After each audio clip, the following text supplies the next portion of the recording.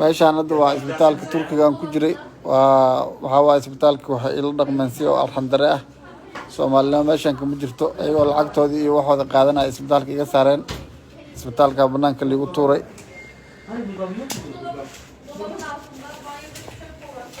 meesha hadda oo loo jeedinayo xagga loo jeedinayo waxaa ujeedaan waa booliskii oo bixinayaan meeshaan ay bixinayaan hadda banaanka ay bixinayaan boolis bay ugu dalbadeen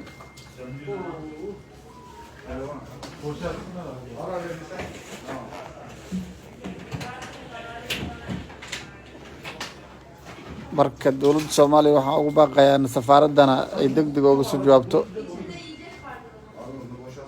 qof bukaan oo aan dhaqaaqi karin oo intaas ay lacag ka qaadanayeen oo lacag ay qaadanayeen wax yar ka soo yardahay qaabkaas ila dhaqmeen maanta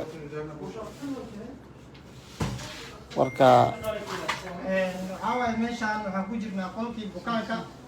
halkaan waxa si xum ay loo dhamayaa anaga dowladda waa keentay isbitaalkan waxa waa isbitaal jooja daciis jooja doo ku dhaa jooja adiga laga qaadin jooja doo ku dhaa amar qaadad dadka nidaam bay ku shaqeeyaan bas intaas ku filanay jooja